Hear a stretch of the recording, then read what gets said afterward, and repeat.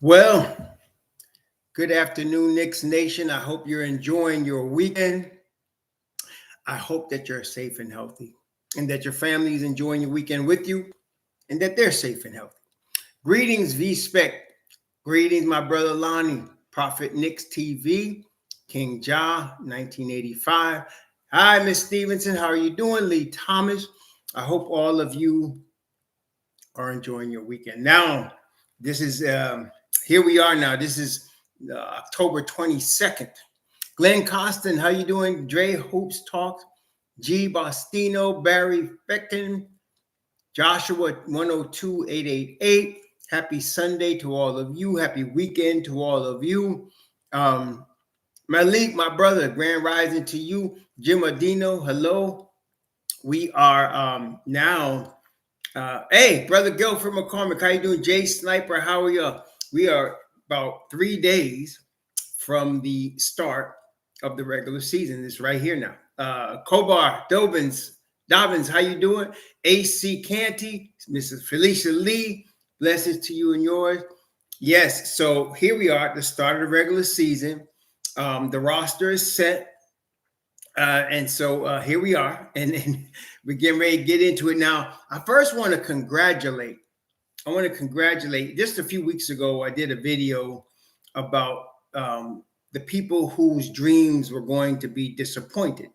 You see, every year, every team has guys that are trying to make the NBA. They're not first round picks or even second round picks most of the time.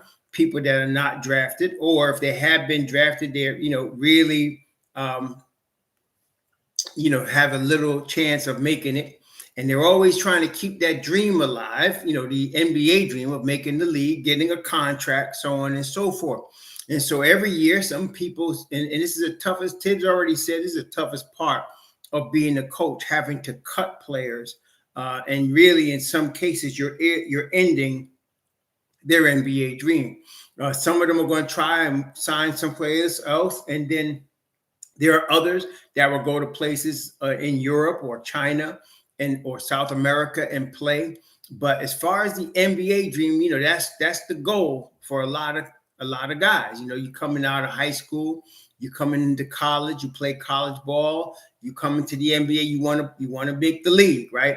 And so I want to congratulate Daquan Jeffries, Ryan Archidiacono, Dylan Windler, Charlie Brown Jr., Jacob Toppin, and Dwayne Washington, whose dreams stayed alive, and good for y'all. I'm glad they did it.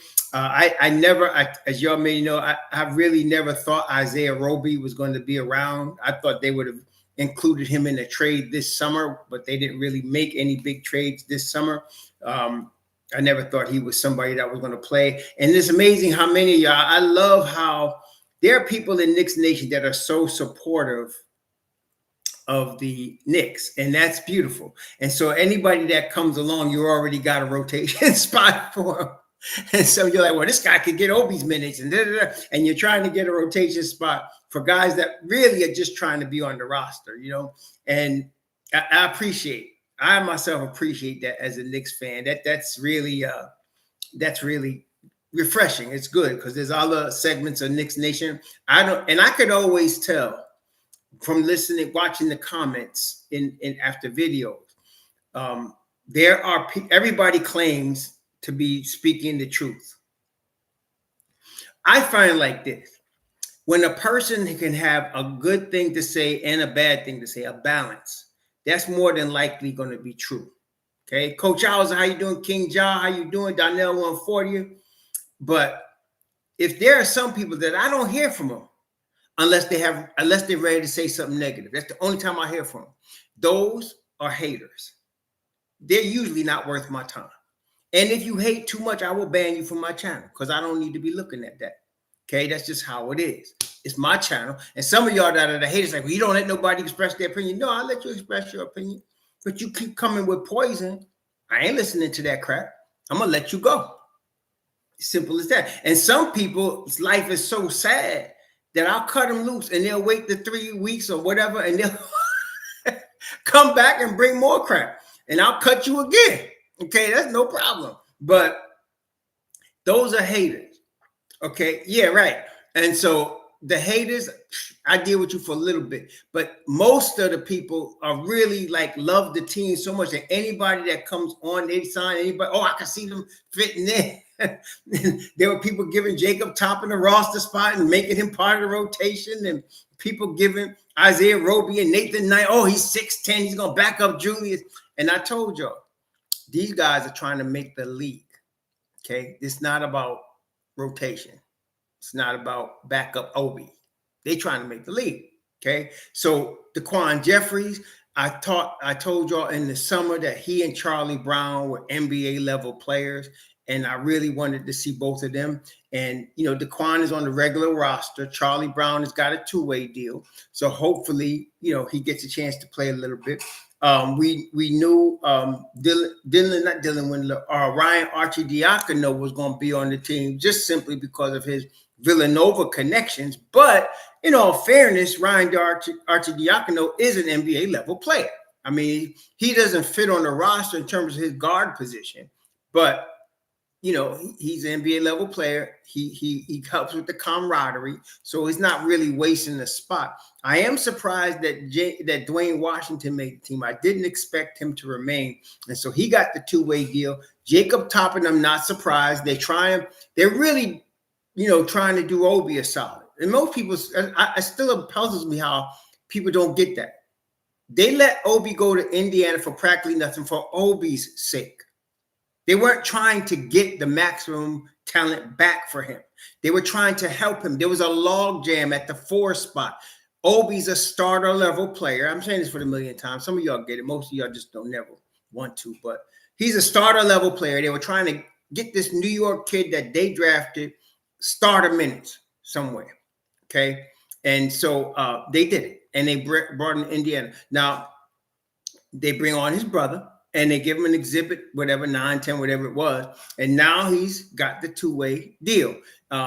His brother is not an NBA level player, but he's going to get the opportunity. And thank goodness, they're going to be patient with Jacob and they're going to try to develop him into an NBA player. And that's, you know, unfortunately for Obi, he didn't get that opportunity because he happened to come in at the time when the Knicks were thinking they were going to have him as their starting power forward.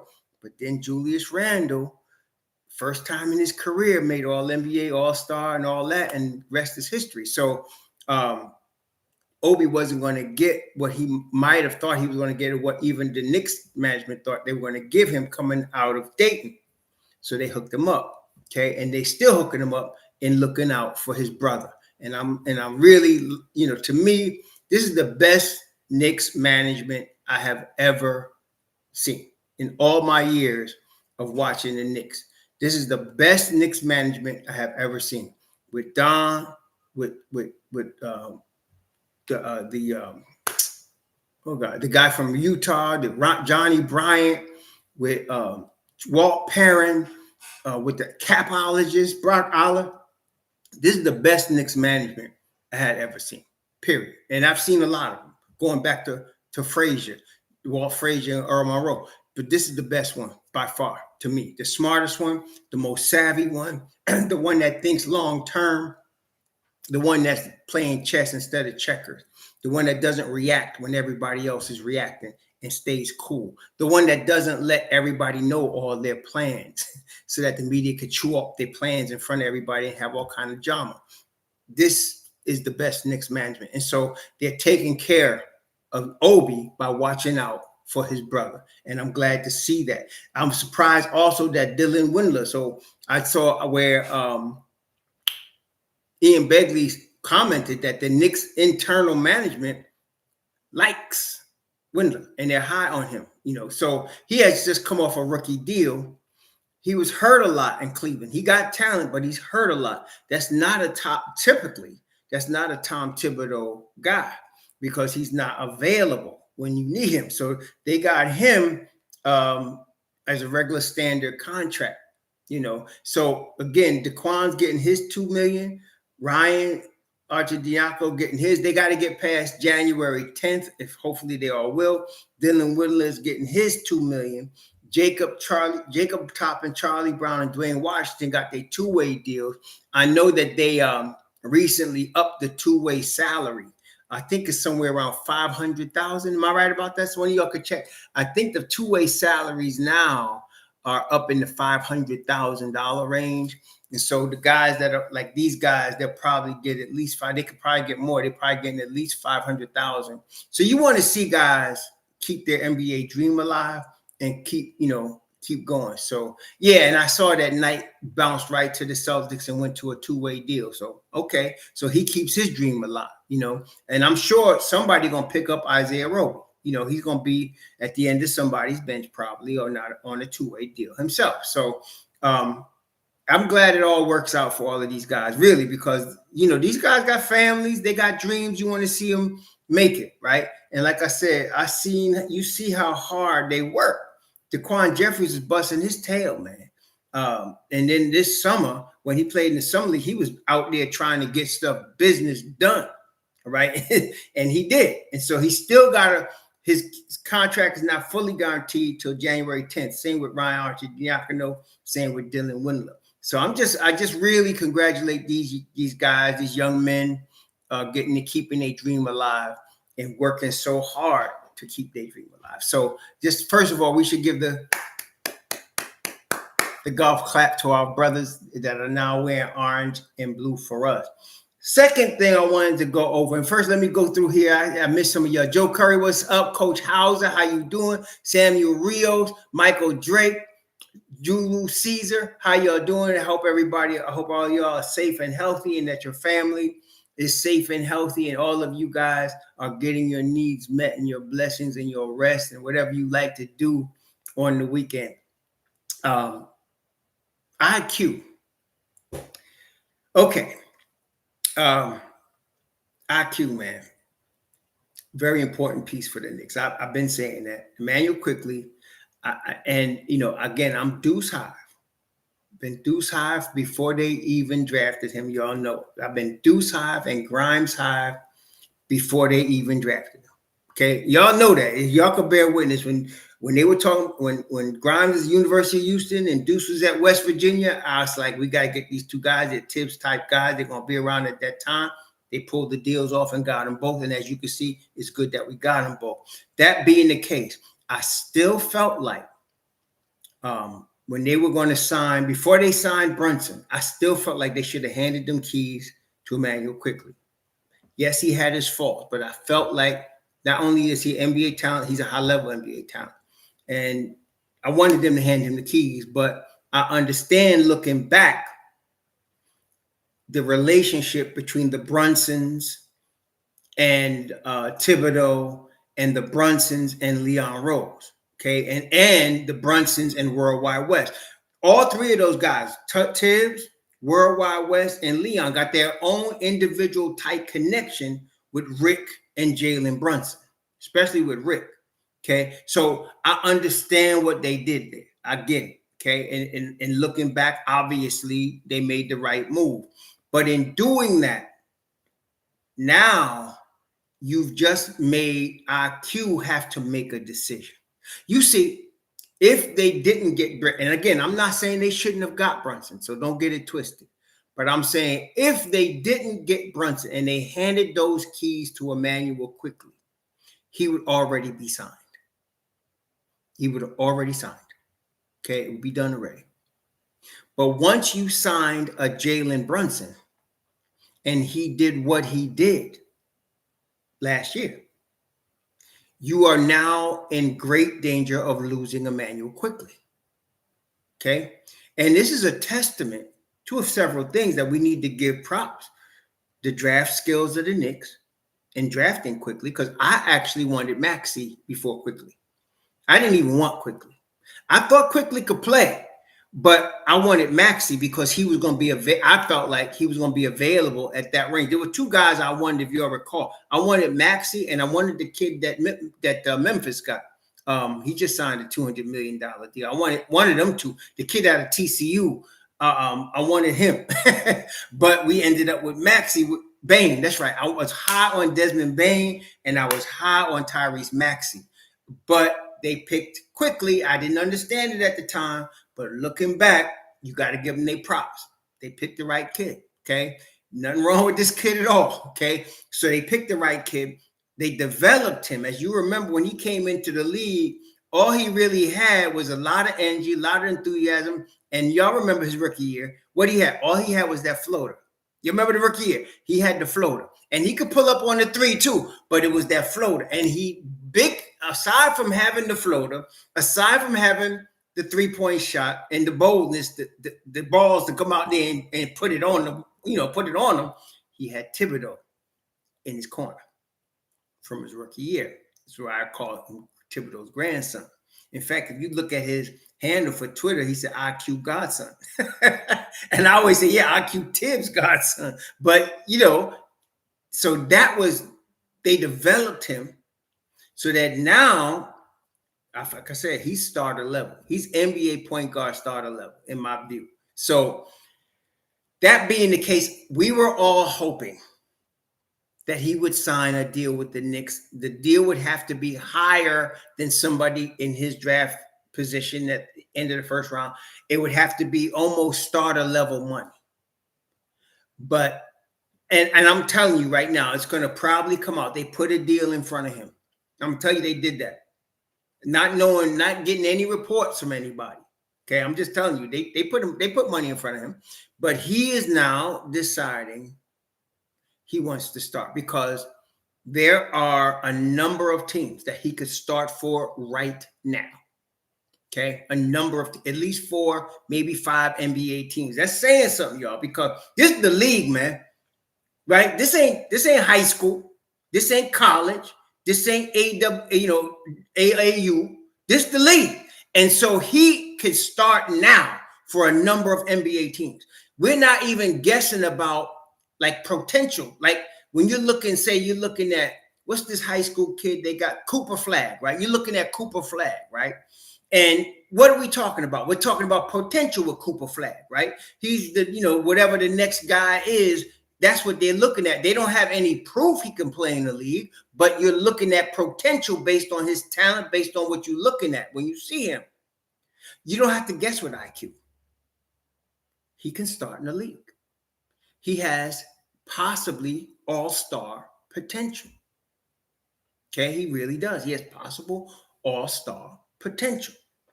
So when you get a guy like that and you got him coming off your bench behind a guy like Brunson, who's a proven all-star playoff level dude, he may not have made an all-star team, but there is no doubt Brunson is poison to the opposition, right?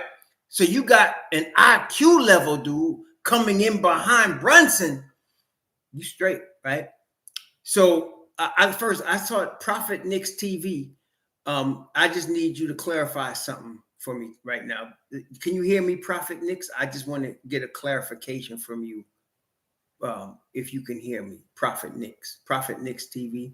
I want to just get a clarification. This is my question. Are you saying that, because he said IQ will be signing a contract today? I'm saying, did you hear that from a Knicks source, or is this just your hope? You're hoping IQ signs a contract today, or did you talk to IQ's people and they telling you they're going to sign a contract today? So I'm wondering where you got this information from, because if this is just your hope, that's one thing.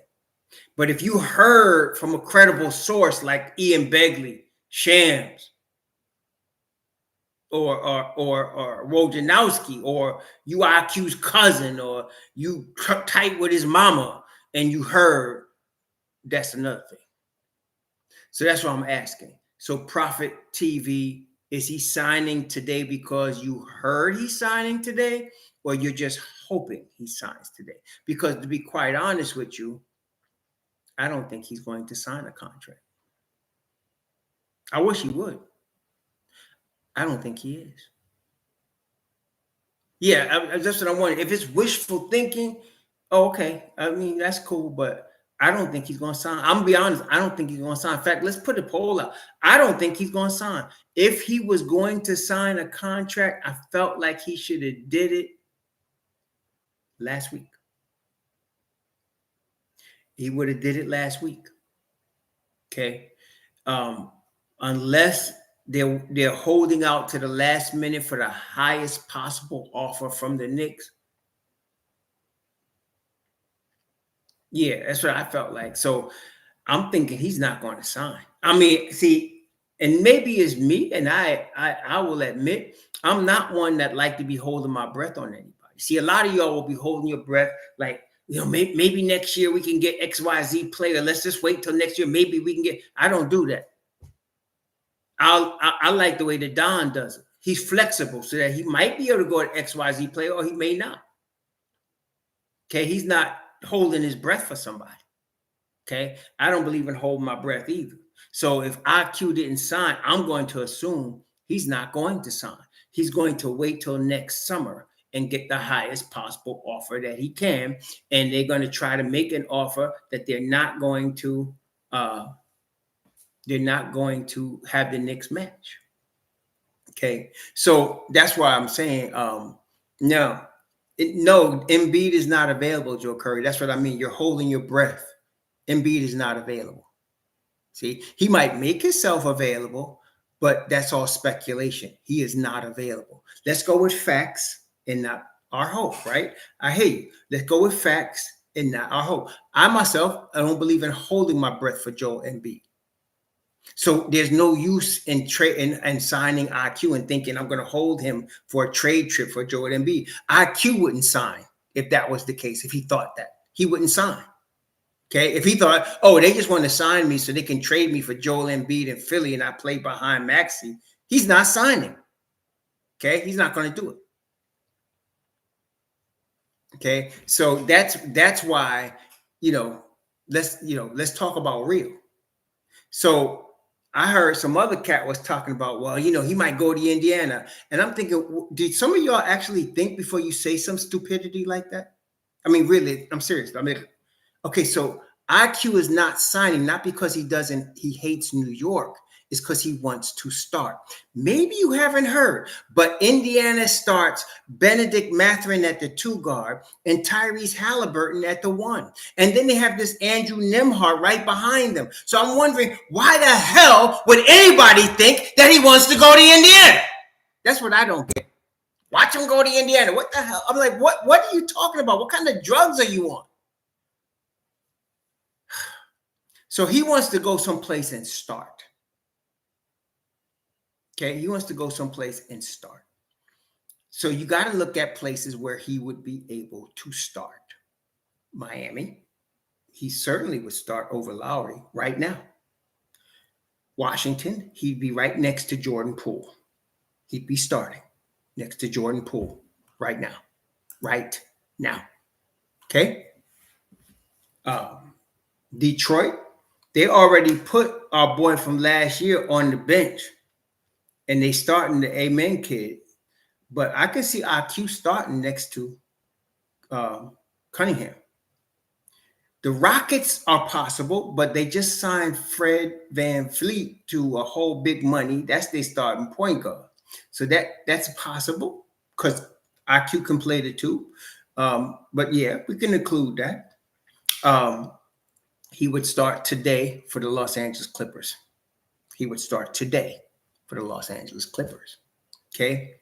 He would start today for the Toronto Raptors. He would start today for the Los Angeles Lakers. Yeah, that's okay. So did we talk about teams where he just walk in and they'd give him the keys? LeBron and Andy Ambulance would give him the keys. He'd walk right in there and start. Okay? So that's what I'm saying. In the Clippers, they here's the keys, bro. Take it, let's go.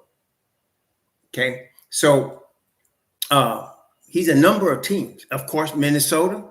What? Minnesota. They'd love to have him right there starting in Minnesota. Right now. Oh, hell yeah. D-Lo can't play defense. Maybe you haven't heard, Craig. I'll just give you that. D-Lo plays no defense. He sucks on the defensive end completely. Do you remember last playoffs, they sat him because he couldn't play defense? I'm surprised he's still on the team. Offensively, boy, he's nice. No doubt. Boy could play. But you trying to tell me IQ, who plays both ends and plays it at a high level, plays with all the confidence of a D-Lo, and plays defense. Yeah, no, he would start. D-Lo lucky he's still on the team. I'm surprised he's still there because they sat him in the playoffs last year in crunch time because he couldn't get a stop. Yeah, they shot him last year in the playoff. Yeah, so what I'm saying is, oh, they do have Gabe Vincent. They do have Gabe Vincent. I give you that, Coach Howard. They got Gabe Vincent. I still think IQ is better. Maybe I'm prejudiced in that regard. I can't argue with that. If you're telling me they would start Gabe Vincent above, I can't argue with that. But I still think IQ is better. Okay. Bones Highland left Denver because of attitude issues. IQ is a better basketball player than Bones. And I'm not saying Bones can't play. IQ would start in front of him immediately. Immediately. And Bones better keep his mouth shut because he's already been banished from Denver. Could have had a ring because of his attitude. He should keep his mouth shut. You bring IQ in there, he starts. Okay? That's what I'm saying. There's too many teams. Reeves is not a point guard, Craig. We're talking about point guard. Reeves is not a point guard. Yeah, Reeves is not a point guard. So we're not talking about two guard in that scenario. We talked about two guard if he was going someplace that had, like Houston, that had Fred VanVleet. The Bulls would start him immediately. He'd start for the Bulls right now. Right now, he starts for the Bulls. Okay, so Minnesota. There's too many teams. How many teams we named so far? Miami, the Clippers, the Lakers, the Timberwolves, the Bulls, the Wizards. That's 6 right there. That's 6 teams. Okay, that's 6 teams. A guy that is good enough to us to be having a discussion. Okay, let's make it very plain. A guy that's good enough for us to be having a discussion about him starting on 6 NBA teams. That cat's $100 million player. You understand? That cat's $100 million player. Do you understand what I just said? And Toronto too. He'd start right away. He'd start right away over the guy they just signed, Schroeder. He'd start right away. Forget it. Right now. Okay? Right now. They take him and he's the starting point guard in Toronto. That's 17. See? So, yeah. Right away. Okay? So, this guy is really... Nah, not Brooklyn. Brooklyn is giving the ball to Ben Simmons, and they should. Ben Simmons is ready. When you get Ben Simmons' head right, which I think it is, he can't score. I think they made too much of a big deal of his lack of scoring and his lack of shooting. The way he can rebound, pass, and play defense, all on an extremely high level, elite level in the NBA. That's what the Nets, that's what Jacques Vaughn is very smart. He's going to let him do that. People spend too much time. Listen, people spend too much time trying to analyze what a guy cannot do instead of what he does.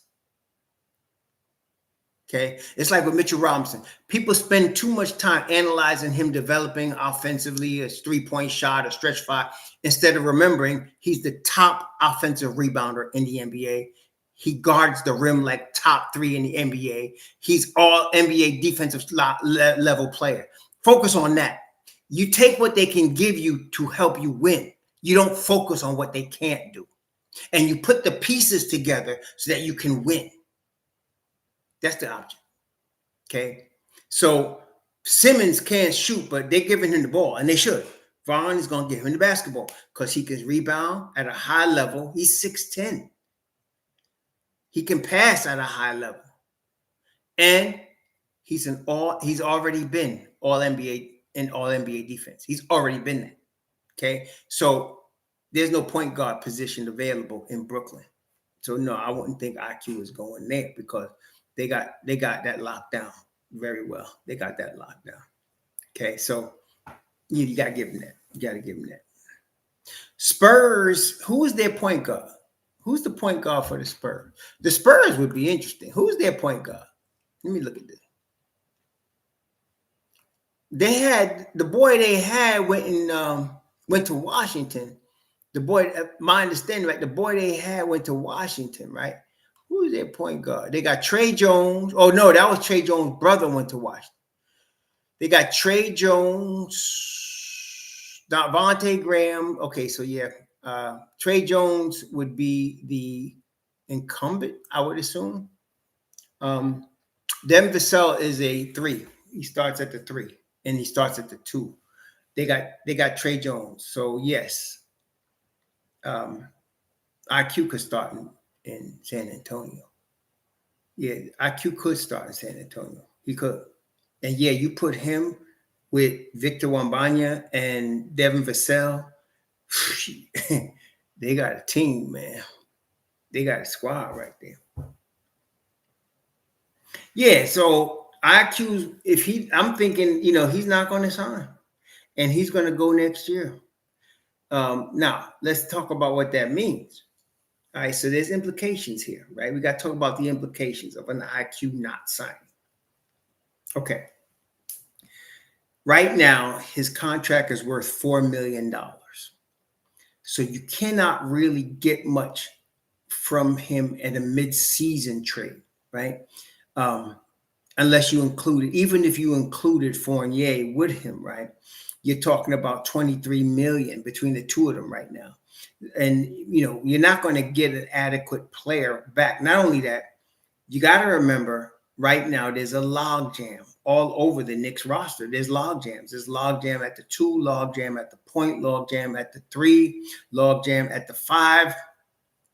The only place you don't really have a logjam is the 4, and you kind of have that too because Josh Hart, the Knicks have stated very clearly he's backing up Julius Randle. So you kind of got logjams everywhere. So if you're going to trade IQ with Fournier, and this is what a lot of people miss when they're always coming up with trade scenarios, where is the guy you're getting going to play? He's not going to be getting, somebody keeps mentioning Obi's minutes. Obi's minutes are already eaten up. Between Josh Hart and Dante DiVincenzo, they're already eaten up. So forget Obi's minutes. They don't exist. So you have to trade another player, or you have to take one of your starters and put him on the bench with the Mob Deep. That's what you would have to do. So, for example, and I'm just using this as an example. So this is not a trade scenario, but I'm just going to use this as an example. Let's say you were able to trade Emmanuel Quickley and Evan Fournier, and you're going to get Jeremy Grant. I'm just using that. Don't get carried away. Okay, please. You NBA 2 people can't help yourself. I'm just using this as an example. Okay. Suppose you were to trade those 2 guys and you bring in the Jeremy Grant. He's a starter. Okay. He could start at the 3. But then you'd have to hope that your boy takes a bench role. That would be RJ Barrett. And it wouldn't be Grimes, because Grimes' defense added with the Jeremy Grant, you got some lockdown defense right there. But my point is, if you're going to get a player like that, you're going to have to hope that one of your starters, and it's most likely RJ, would want to sit or wouldn't mind coming off the bench. Okay, so I'm just using that as an example. Again, I'm not suggesting the Knicks are going to do that. Please don't get twisted. I'm saying that's the dilemma you have. If you're trading Emmanuel Quickley and everybody's going to have ideas of what you want to get back, you have to decide who's sitting. Who's sitting? Okay, who's sitting? So that's another big question. So probably you're going to wait till next July.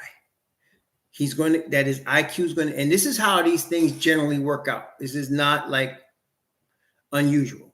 So you're going to get a scenario where somebody's going to offer IQ big money, and you're going to want to do a sign and trade. That's where it gets interesting. So somebody said, well, we can use Fournier's contract. You might, but whoever is going to accept Fournier is going to have to exercise that team option. You hear what I'm saying? So the Knicks would just let this brother walk after this $19 million season is over. If they trade him with IQ, He's only expiring if they let him expire. They have a team option. So if they decided to exercise the team option and trade him with IQ to get a bigger fish. So now I'm gonna tell you right now, Emmanuel Quickley is going to be in the $25 million a year range. He is. Okay, I'm telling you right now, he's going to be in the $25 million a year range. And that's going to be a bargain for whatever team gets him. Okay, so you have that.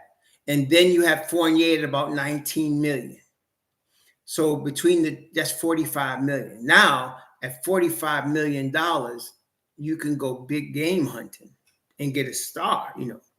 There's a lot of the players that are upper echelon players are in the $45 million a year range, right? So you're talking about now you could go get somebody. Well, who you going to get? I don't know, but that's more likely than a midseason trade, right? That's more likely than a midseason trade because of a Quickley salary only being $4 million. You got to wait till July 1st so that when that his new money would kick in at that point, so you got to wait till July 1st. And they're going to have a deal done before July 1st because you got to exercise. I think you have till late June to exercise Evan Fournier's option if you wanted to do that. Well, Craig, okay, this is where delusional comes in. What makes you think Devin Booker is going to leave Bradley Beal and Kevin Durant to come to the Knicks? Why would he do that? He's got Bradley Beal and Kevin Durant. Why would he be available? And he's under contract. Why would he even think about leaving Phoenix? I don't understand. Why would he do that? That's all I'm saying. So please stop shouting out or typing out names that make yourself look bad. Look intelligent. Look like you got some intelligence. Okay? So Booker's not the guy. He's not available. Even my man Joe Curry, next summer, like let's say, if Philly loses in the first round, you have to figure Embiid is going to be at least in play, right? You got to figure Embiid would be in play. And Joe Curry has a point with that. Like right now, you can't trade for him now. That's not going to happen. But next summer, that's a possibility. Okay, that's definitely a possibility.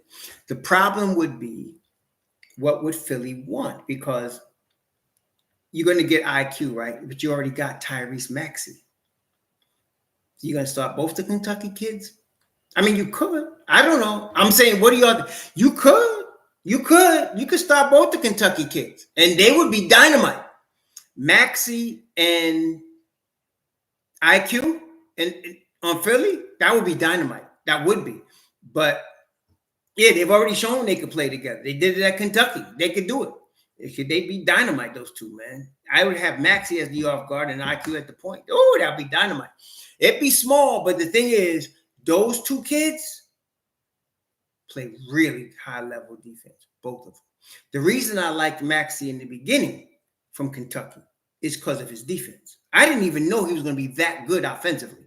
Defensively, Maxey can be all NBA defense. He is that good. And we know that Emmanuel Quickley could play defense. So they would be, that would be dangerous. Problem would be they need to get, if they're losing Embiid, they need something else. They need more. Okay, they need more. And they probably wouldn't even care about Evan Fournier. They need more. I'm thinking they want Mitchell Robinson. Y'all know Mitchell Robinson is valued, highly valued around the NBA. They want Mitch Rob. And that would be tough, but I think the Knicks would probably do that. It ain't like I would say slam dunk done. It would get done, but I'm not liking losing Mitch Rob. Second round pick that could do what he do, and you got him locked up, that'd be tough. No, we can't. We can't do that trade before the season starts. Again, Joe Curry, Embiid is not available. We're talking next summer. No, we can't do the trade now. Philly won't do it, and New York won't do it for obvious reasons. You don't want to disrupt your team in the beginning of the season. This is not NBA 2K. But next summer, you have time to revamp your team. So you're talking about, plus next summer, Emmanuel Quickly's new deal will kick in. So you're not going to get it done with $4 million coming from from Emmanuel Quickly. Okay, so that's not going to happen. So let's not get silly. It's not coming now. But next summer, you got a point for next summer. There's no doubt. Okay, yeah, you and Coach Hauser, I'm in complete agreement. There's going to be a player available we're not even talking about, and I agree with that. We'll see. We'll see who it is. There's going to be a player available we're not even talking about. Okay. So no. Yeah, we'll see what happens. But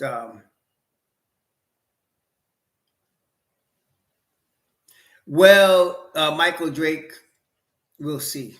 Like I said, I wouldn't definitively say no as if it would never happen. That would be silly. Next summer, all cards are on the table. So yeah, I wouldn't just say, oh, it never happened. That's not true. Okay. That's not true. Okay.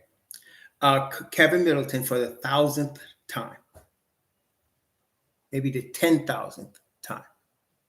The Knicks are not looking to give anybody back up 4 minutes except Josh Hart. Let me just. The Knicks are not looking for anybody to get back up 4 minutes. They got Josh Hart. Do y'all understand? Can we stop with that?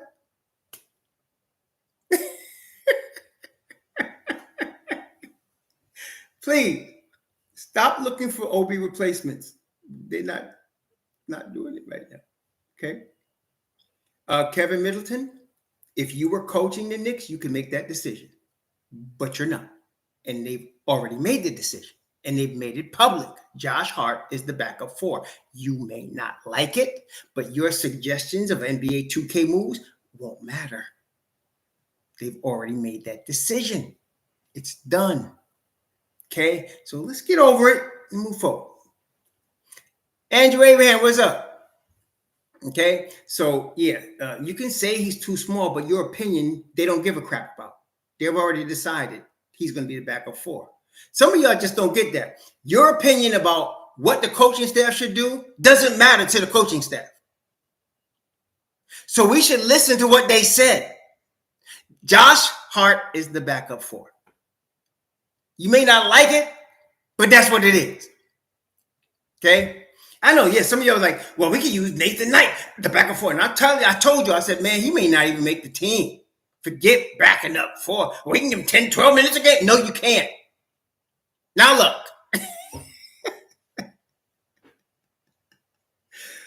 Oh, gosh, man.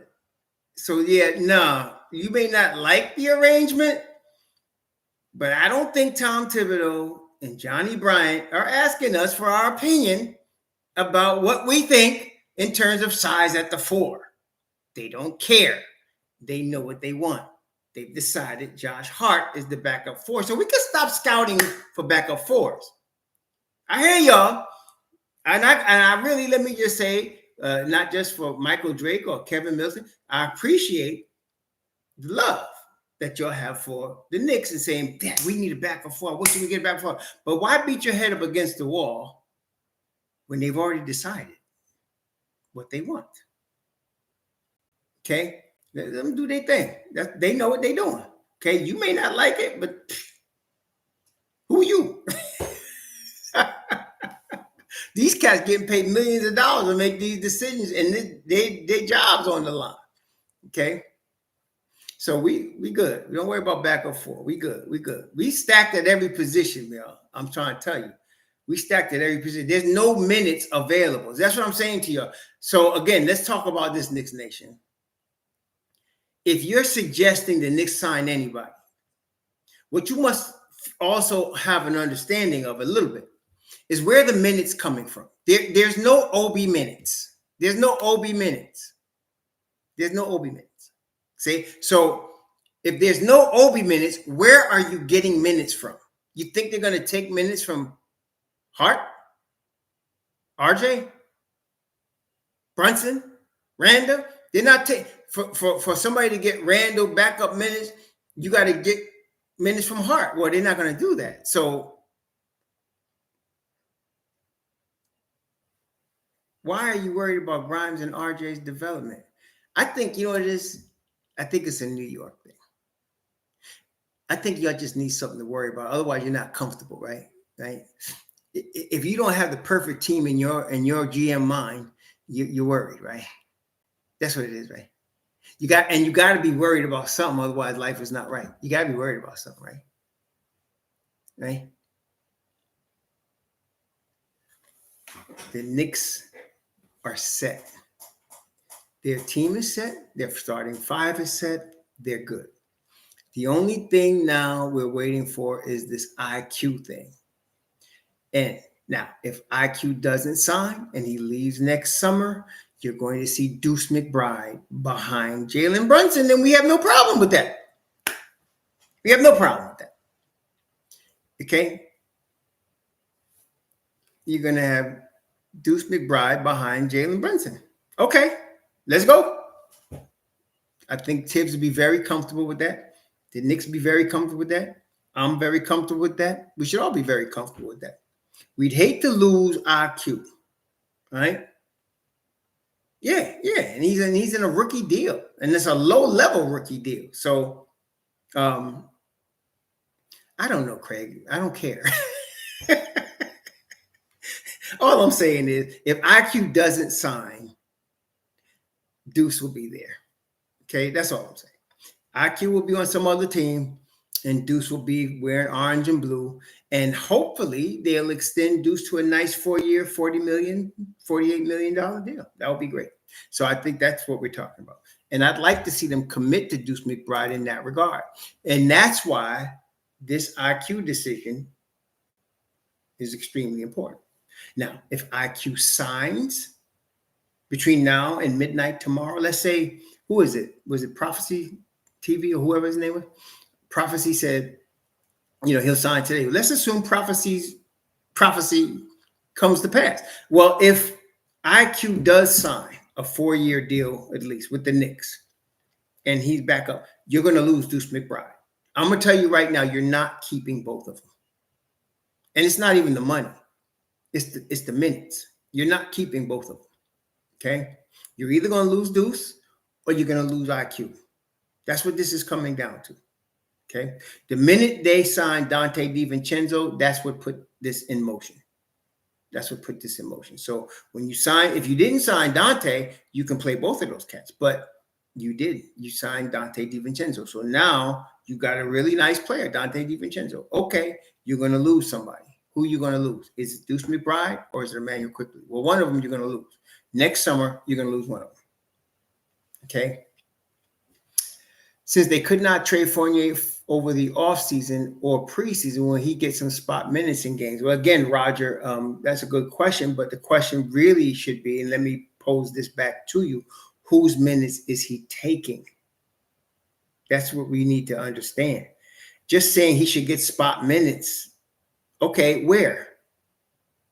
See, the minutes that Fournier was getting in the preseason came at the expense of Josh Hart, because they were bringing Josh Hart along slowly. That's all. That's y'all seen that, right? Did y'all see that? So either Josh Hart would miss a game preseason, or minutes would be cut because they were trying to bring him along slowly from the summer, right?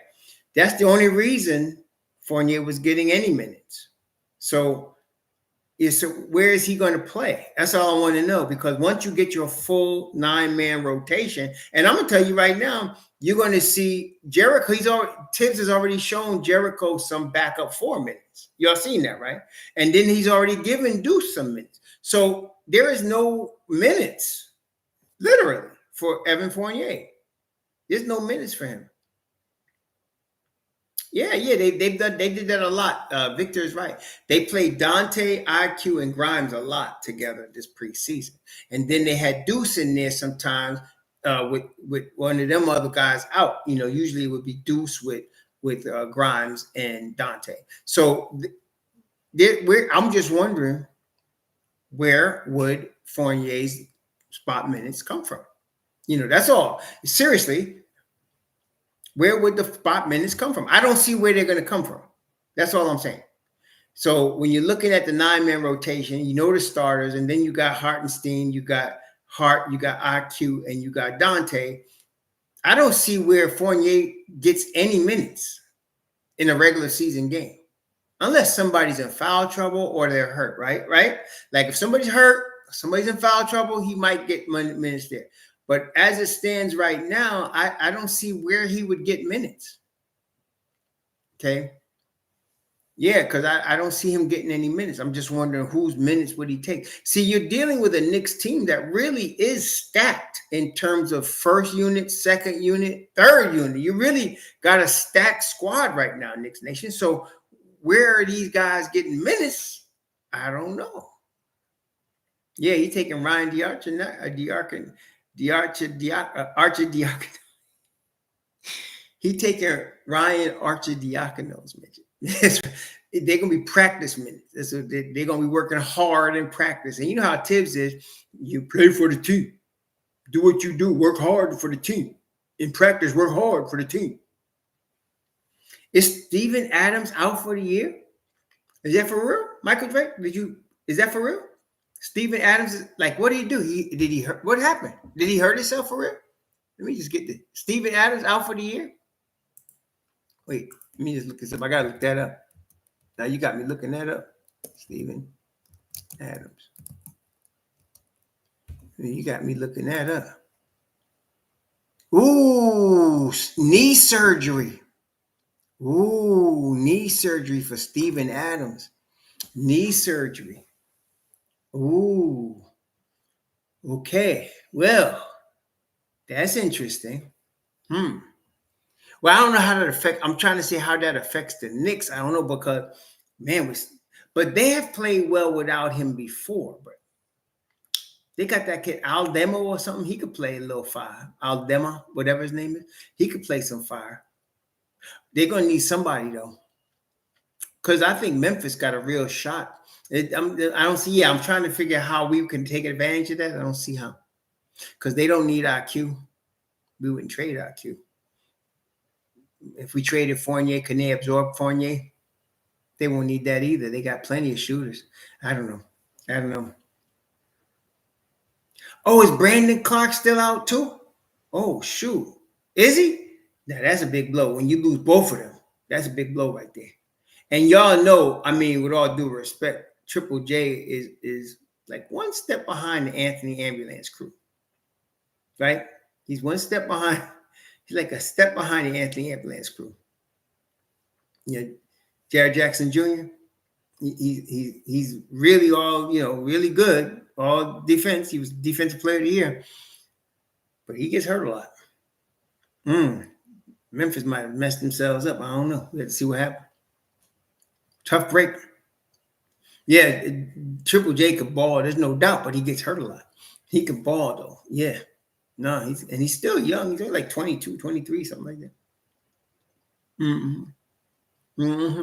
Nah, I'm not saying, Mitch Rob, I'm down with Mitch Rob high, man. Come on. I ain't talking about him dealing with Mitch Rob now, but yeah. So, but IQ's decision is going to loom large, and I'm thinking right now, in fact, let me just, again, I meant to put this out. Let me put this poll out. Here's a poll.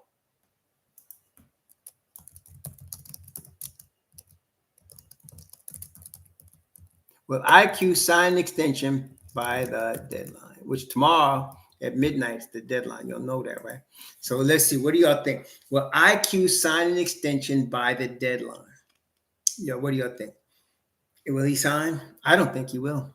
I don't think so. But we'll see. I would love to see him sign. But I don't think so. I don't think so. Yeah. I'm not feeling very confident. I felt like if he would have signed, he should have did it last week between Monday and Friday this past week. He would have signed. So I don't know. And they're not going to package Fournier with IQ like now because of the $4 million. If Emmanuel Quickly's salary was included, like the new salary, like it was 20, maybe, but not $4 million. They're not going to get much back. Yeah, Keith Watkins, I agree. But this is the thing, Keith Watkins, and anybody else that's agree with Keith Watkins, he's taking a risk, right? So if he gets hurt, he's going to mess his market value up, right? So he's got to stay healthy. He's betting on himself. Classic betting on yourself. If he bets on himself and he stays healthy this year, he's going to get paid. He's going to get guaranteed serious 100 million plus money. So he's betting on himself. Okay. I could see, if you really want to talk about best interest, though, I mean, seriously, though, if it was you, so you got to play this NBA season and risk getting hurt, or you can get a guaranteed $80 million right now, right? Okay. So, I mean, what would you do? Like if somebody say, okay, I'm just throwing out a number, let's say, okay, listen, right now, here's 4 years, $85 million. Or you want to wait till next summer? What would you do? If it was your family, your mother you taking care of, your brothers, your sisters, what would you do? Like, would you take that money right now and say, listen, here's your money, $85 million guaranteed 4 years. Would you take that? Or would you say, I'm going to wait next year and bet on myself and see if I can get 100? See, I would have thought he'd take the money, but apparently I was wrong. I was wrong. I thought, man, you throw 85 or 90 million in front of me right now. Oh, yes, that's done. But, yeah, you're right, Coach Hauser. He might decide, no, I know I'm going to get over 120, 115 million next summer. I'll wait. And I'm going to start, too. That's the kind of confidence Emmanuel Quickly has. You'll know that. He's a confident young man. And so he's like, shoot, I'll take that money next summer, and I'm going to start, too. You know, that's how he would probably do it. What's up, damn Knicks? You know, that's how he would probably do it. Yeah, he's worth it. There's no doubt. That's right, Keith Watkins. I agree. He knows what he's worth. Now, I wanted to also touch base on the season. Now, we kind of got, let me see what we got. We got 77% of y'all agree with me out of 31 votes. 74%. IQ is not going to sign by the deadline. All right, here's the second question. You ready? All right. All right. Here's the second question. Here's the second one.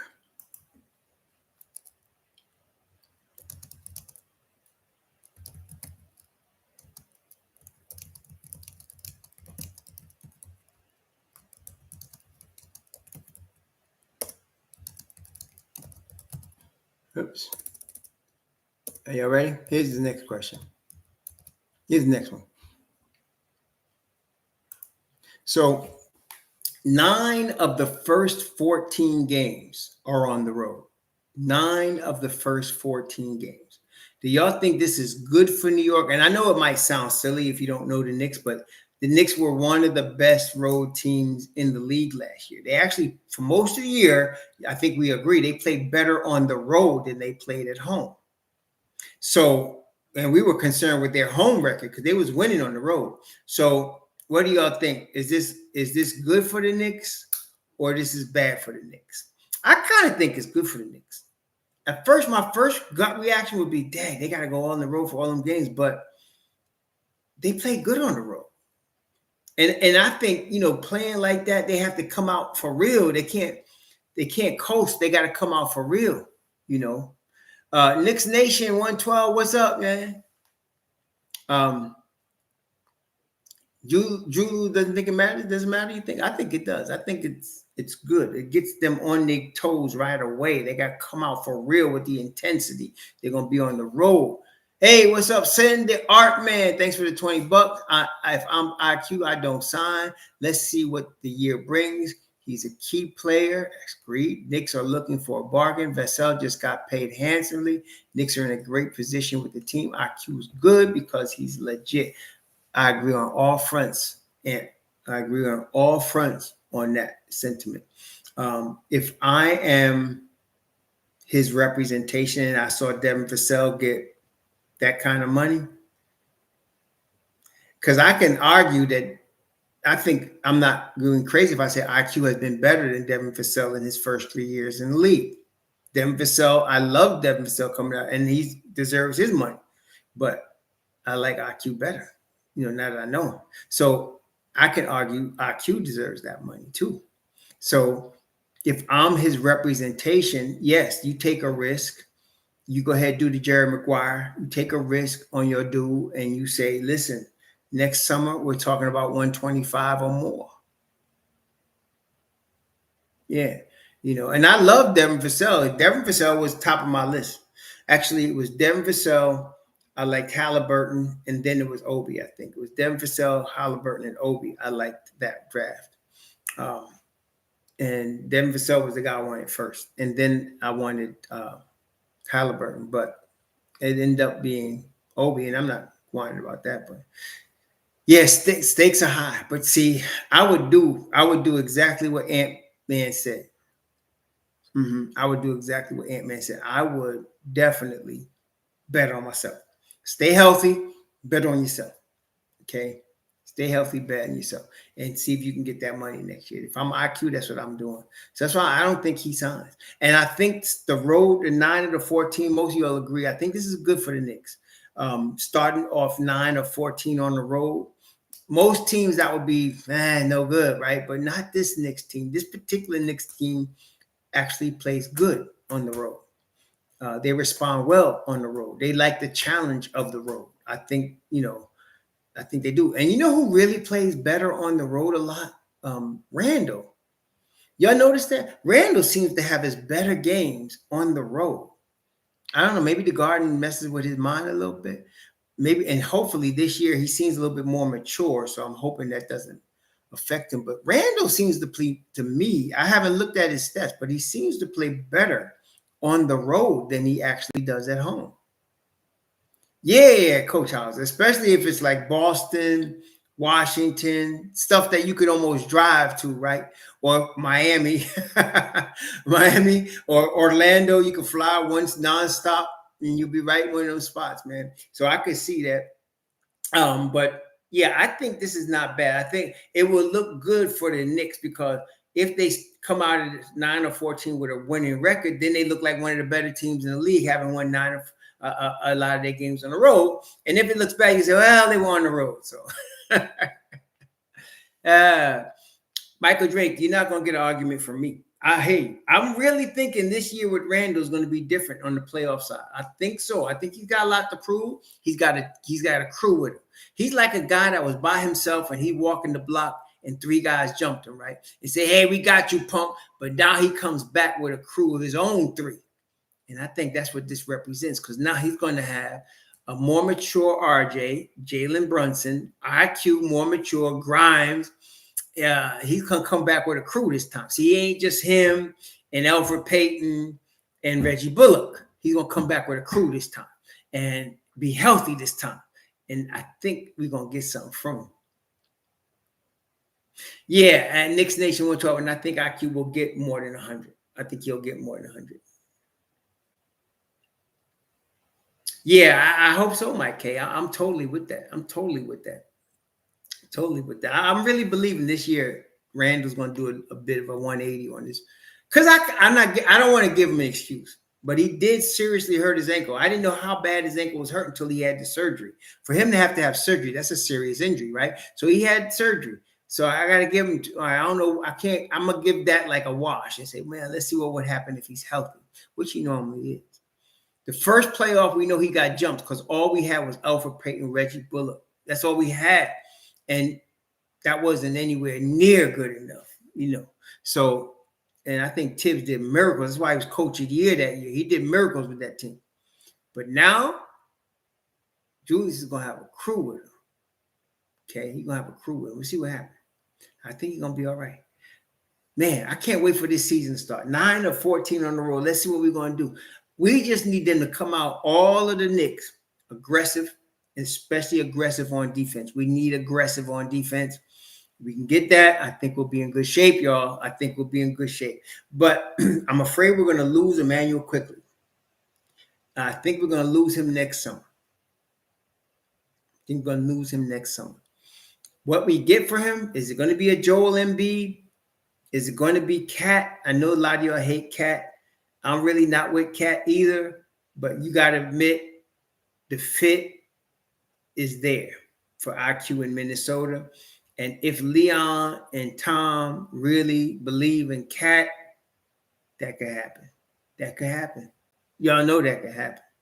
Okay. Thing is about Minnesota, they won't want Mitch Rob because they got Rudy Gobert. So they want something else.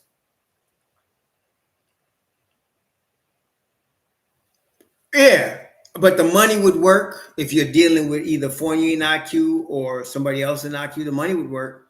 And then you have Cat next to Juju. You have that Kentucky connection. Yes, Mike K. Listen, I don't like to say it like that, but Mike K. I am 100% with that. The reason I say it is because I'm thinking, why would Minnesota take that package? I mean, they would save money and they get a starting level point guard and they have a really good backup in Isaiah Hartenstein. And then we take Cat, start him at the 5 and have Mitch Rob coming off the bench with Mobb Deep. Mitch Rob would make Mobb Deep again. Mitch Rob would do it. That's what I'm saying. He's that guy. So Mobb Deep would be Mobb Deep again with Mitch Rob coming off the bench. So we'll see. Yes, that's right. That's right, Mike K. I forgot about the wee French bread connection. That's right. The French connection would be real. He thinks so highly of this person. He can have her. That's right. I agree with you. Michael Drake, I wouldn't say he doesn't push the needle. I think that's, again, that's an understatement, an exaggeration. No, he pushes the needle. How good we could be, we don't know. Can we get to the finals with him? I don't know. I have to say I don't know. To say we can't is not really accurate. Cat can play ball. He's soft. This is what the problem has been. He's been soft. But maybe he grows up. Maybe he grows up. Well, Andrew, we talked about that a little bit. The first playoff, it was just him. Bullock could play defense, couldn't go off the dribble. Peyton could play defense, couldn't do anything offensively. Okay?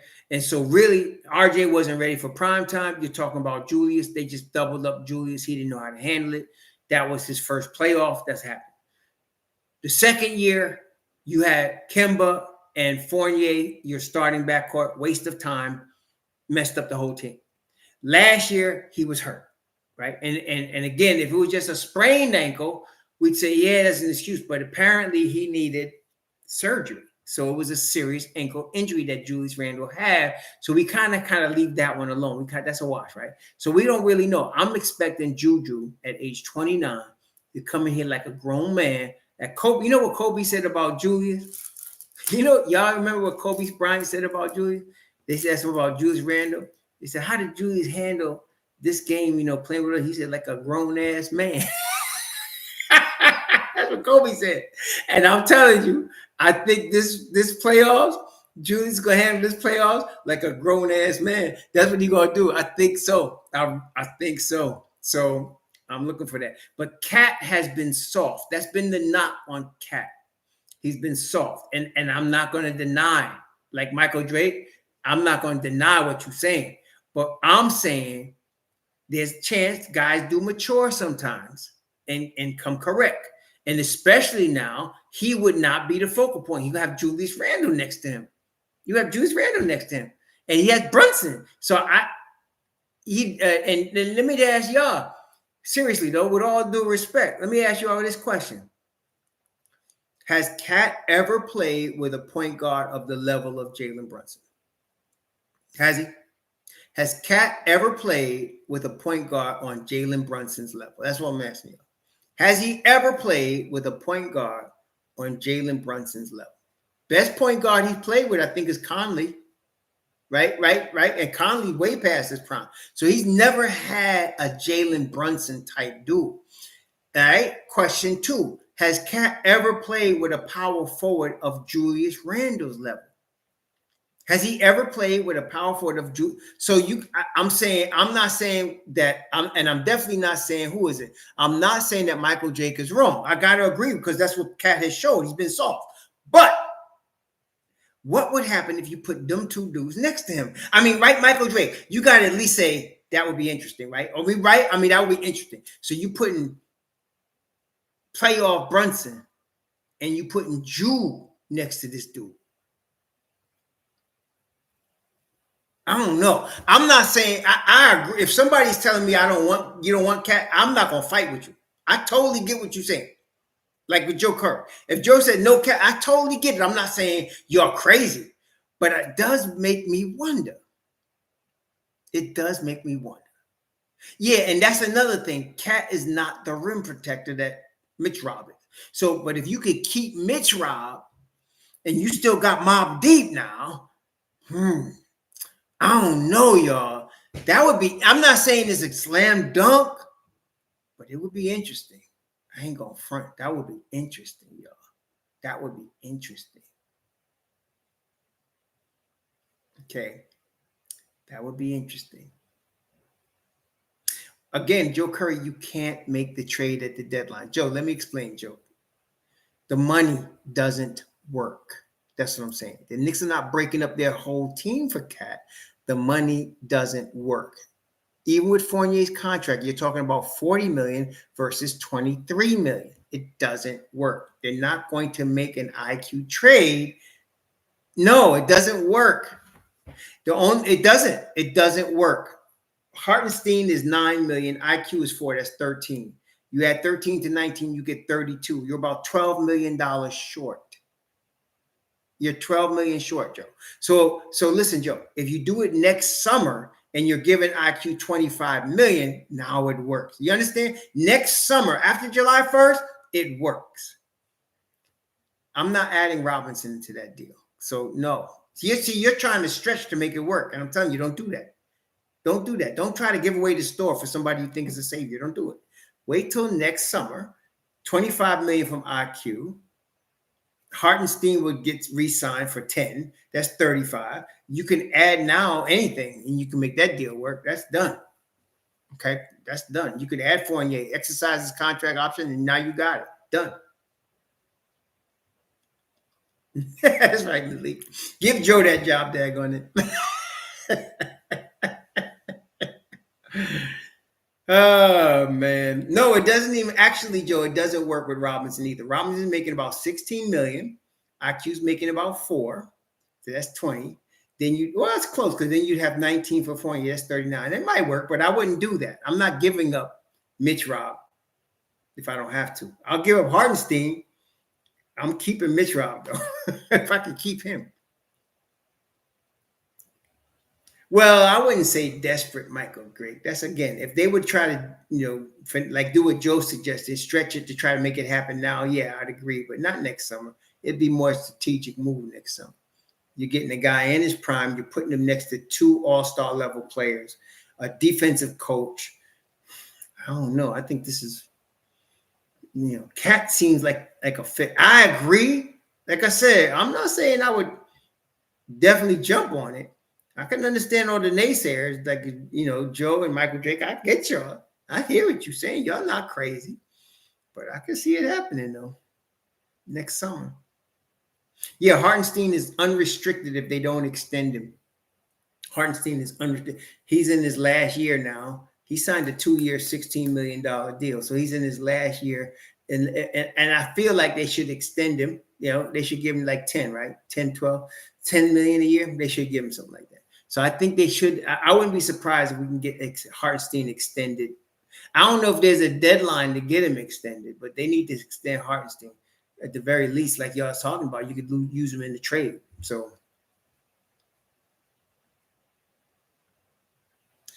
Paul Brizin, he asked this question, and let me explain to you why this is a dumb question. You ready? Give me your reasons the Obi trade to the places won't hurt the Knicks this upcoming regular season. Why is that an irrelevant question? It's completely Irrelevant. It's not even worth wasting brain matter trying to answer. Why is that completely, utterly irrelevant? Now, if you drunk somewhere and you got nothing to talk about, you could ask that question. And maybe you are drunk. I don't know. But it's not worth asking. Because whether it hurts the Knicks or not was not the point. The point is where could Obi start and get the most minutes? And it was Indiana. They're trying to do the brother a solid. What part of that won't you receive? So I'm not giving you no reason for that dumbass question. Anyway, next summer.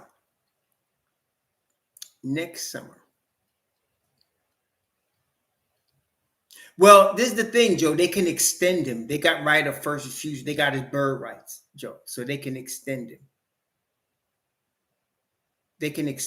See what I'm saying? So they got his bird rights. They can extend Hartenstein. They can extend him now if they wanted to, I think.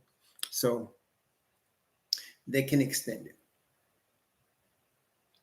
Yeah, you're right, Michael Drake. That's what I'm saying. So let's see what happens. I agree with y'all with the anti-cat. I hear you. Y'all got valid reasons. Y'all not crazy. The boy has shown himself to be soft anytime he's had a chance. Oh, you might be right, Joe Curry, but he could still sign with the Knicks if he wanted to. He could. As a matter of fact, let's take a look at that. That's a good point you bring up, Joe Curry. Let's take a look here. Let's take a look at Hartenstein and see what we got. Hartenstein, let's see. He's unrestricted, 2 years, $16 million. That's what I thought. They're not saying anything. You might be right. Well, he's got a 5% trade kicker, so he doesn't want to be traded, obviously. So I don't know. Yeah, you might be right about that, Joe. Well, we are under the luxury tax cap. You know, because his deal would kick in next season, right? So his deal would kick in next season. So if he signed whatever, we're under the luxury tax right now, so they could sign him. But even if they did sign him, his deal wouldn't kick in until next year. So if they sign him, let's say another 3 years, $30 million, that $10 million wouldn't hit until next year. And then there's all kind of finagle moves. You know the Don, he gonna make some finagling moves and clear some money so we don't have to pay no taxes. That's how he rolls. Yeah, and we got Sims too. I agree. Although I like Hartenstein better as a backup five than and I'm not saying I like how they got it now. Jericho starts whenever Mitch Roberts hurt, and then you keep in Hartenstein as the perfect backup five. Perfect. Just keep him right there. Have you considered making cameo appearance on NBA Sims channel? I think his associate Queen also has a good channel. Actually, I think my man Sims is so busy. I think his channel is so busy. I don't feel like bothering him. If he wanted me on his channel, he would ask. He hasn't asked, and I'm not gonna, suggest it because he's very busy. I mean, that's why he got them other cats on his channel, right? Because Sim is just busy, man. He's busy. So, and I'm actually kind of busy now with all the stuff going on with my own channel, with my father, my job. I'm busy also. So it's just, it's not like, like today, I'm going to see my dad. What I wanted to do, my dad left me 2 gats, man. I wanted to go down and get some lessons on how to fire these gats off, man. He left me 2 gats. And so I was gonna go to the range and learn how to throw these bullets out here, but I gotta go see my dad, so that's why I don't got time to do it today. Yeah, it is. It's a little chilly today. Right now, shoot, y'all gonna think I'm crazy, but it's a little chilly. It's like in the 70s, man. We're used to 85 right now. What time? What is it? What are we talking? Well, no, it's 82, so it's nice. Today's perfect, 82. Send the art man. Thanks for the $5. New York Knicks did Obi a solid. Saw his frustration. Most teams wouldn't give a damn. He wasn't a superstar. That's right. That's what I'm saying. Some of y'all keep bringing up Obi. Like, what the hell? What's wrong with y'all, man? Let that mess go, man.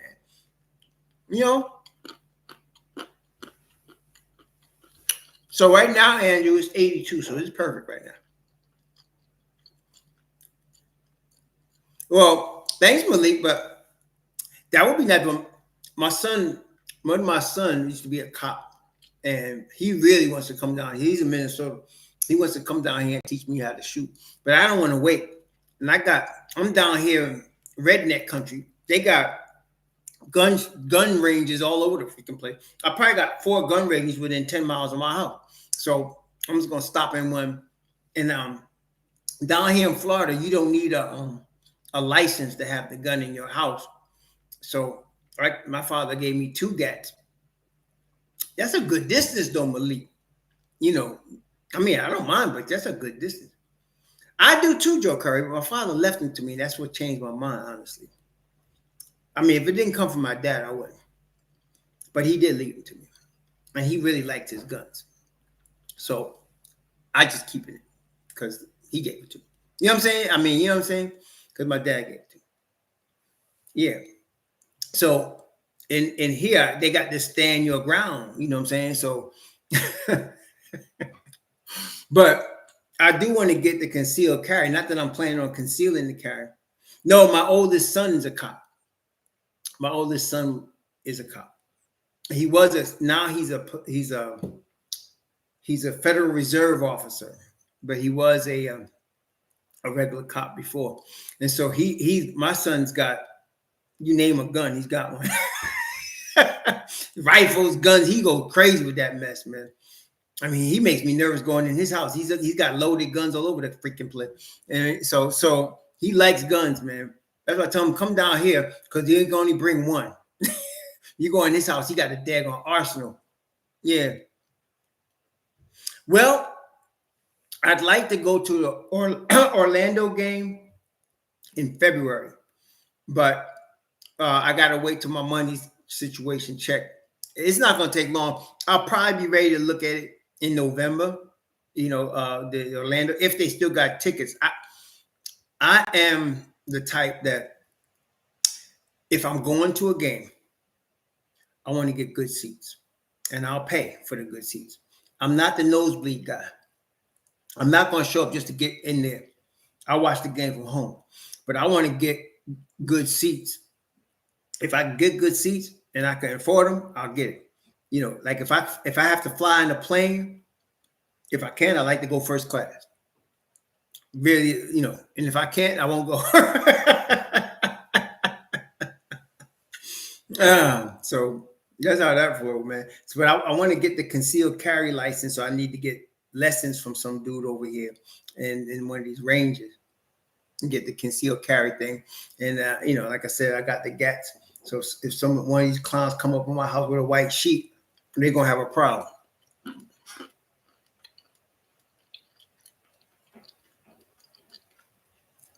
I like Orlando. Orlando's one of the teams I'm watching. I'm watching Orlando, Detroit, and Indiana.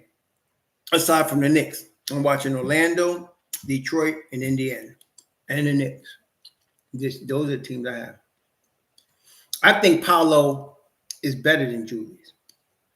I mean, right now he's young. They're not going to say that, but give him one more season, Paolo's better than Julius. Paolo is Julius without the turnovers and without the turnovers, you know, and without the hothead.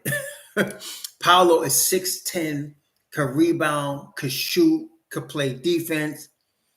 Paolo is that guy, man. That's what I'm saying. With him and Franz Wagner, Franz Wagner, they're gonna be good, man. Yeah, that's what I'm saying. So I'm just in Florida. You could just keep it in your crib. If somebody come rolling up in your house, you could do your thing because you got that stand your ground law. But if you're gonna carry it somewhere, now I'm not really planning on carrying it, but I just want to have it just in case I had to or something, you know. I love Detroit hiring Monty Williams. I think that was excellent. And they not only hired Monty Williams, but they kept the cat that they had from Toronto. They didn't. They got him too. They got brains down there. I'm liking. That's why I'm watching Detroit because they're like a little seedling. Nothing them gonna grow. You mean? So we'll see what happens. But like I said, I wouldn't be into the Gats unless my daddy left them for me, and just because of that, that's why I got it. You know. So I got them locked up, but I'm gonna learn how to shoot this. Dwayne Casey, right? Dwayne Casey, Monty Williams, they got a nice nucleus there. I like what they're putting together in Detroit. They drafted well. They're going to be there. They're going to be there. Oh, what's up? My man, Jay Ellis. Lick of time. What up, man? Yo.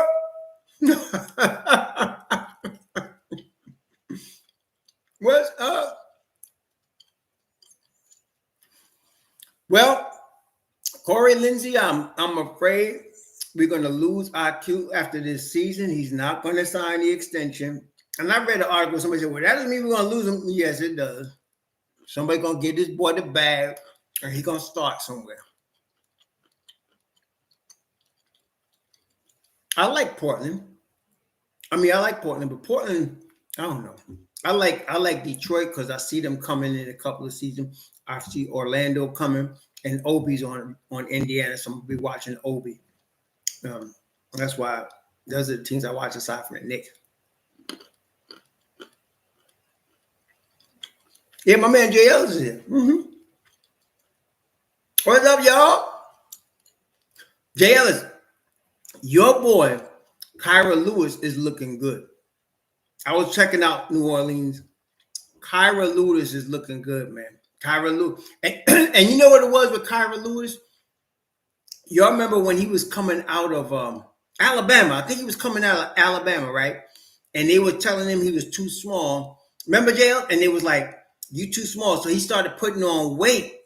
He started putting on weight, and I thought it was a mistake. He shouldn't put on the weight because he would naturally grow into his body. And he put on the weight, and then he messed his knee up. Now his knee is back, and the other day he lost the weight again. He's slim, and that quickness is back, man. That speed is back. I like Kyra, and he was getting time because Alvarado was out. No, he was. He had hurt his knee. He missed, I think, all last season because he had the knee issue. But I felt like the knee issue was because he was trying to force weight on his body. He shouldn't have did that. Yeah. So he shouldn't have did that. But now, if you look at him now, he's slim again. He's back to basically what he was, except you could see he's got maturity and that speed is there. And I was watching the other night. I forgot who they were playing, but I was like, man, Jay Ellis be happy watching and seeing my man now. Because my man back. He's back, man. Kyra, your boy is back. I said, oh, shoot, Jay, I'll be happy to see Kyra, man. You know, he looks slim. He looks quick. He looks very fast, man. Like, and mature, you know. So he was even trying to pull up from 3. Yeah, he's going to be good. He's going to be good, man. But, yeah, I think the Knicks are going to lose IQ. Let's enjoy him while we still got him in orange and blue this season. I don't think he's going to sign. He's going to get the money he got coming, and the Knicks are going to include him in a trade next summer. We'll see for who, but he's going to be a sign and trade with somebody. We'll see what happens. This is going to be interesting. We're going to see what happens. Yeah, so anyway. Yeah, the deadline is tomorrow at midnight. I'm expecting that he should get at least $90 million if he signs with the Knicks, close to 100. If he waits till next summer, it'll go above 120. If he waits till next summer, it'll go above 120. After July 1st, you'll be seeing him in the 120 range. Yeah, no, it's not going to happen, Joe. I know you're hoping, Joe, but they're not trading IQ at no $4.4 million. It's just not going to happen, man. Yeah, it's not going to happen. They're not going to let a talent like that go for $4.4 million. It's not going to happen. Hey, Andrew said with Woj or Shan, I got to go pull out the port wine. I got to go pull out the port wine. If that's the case, I got to go pull out the port wine, man.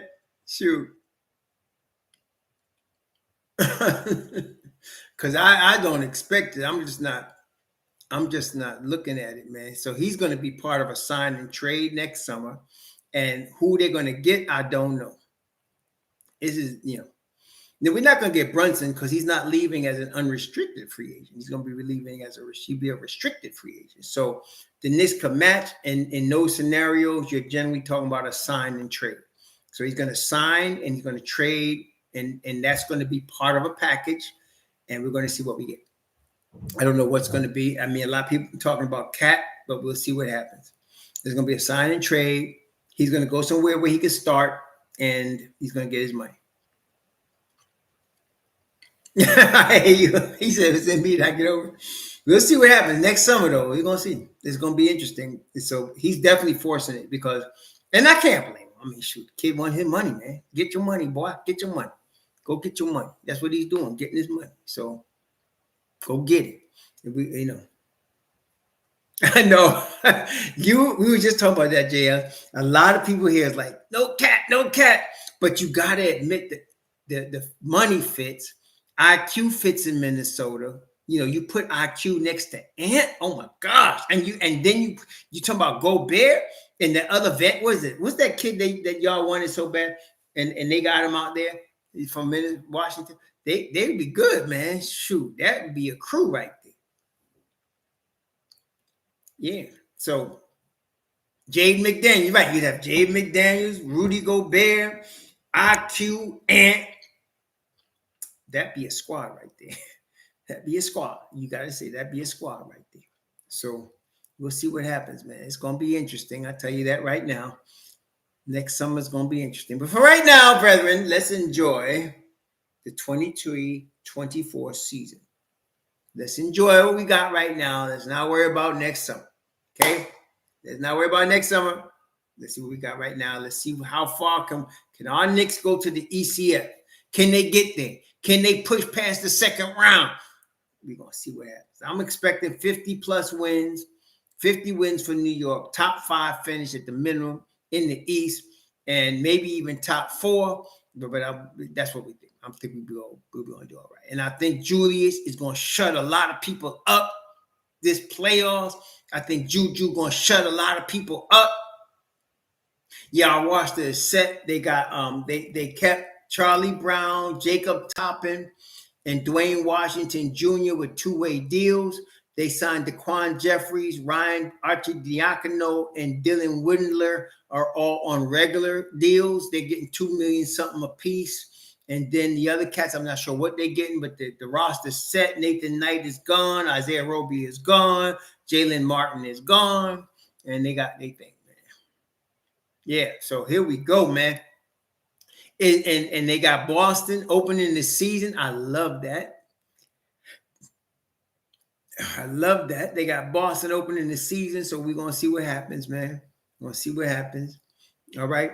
So I got to get out of here, go see my pops and see how he's doing, see if I got to crack some heads over there that he had.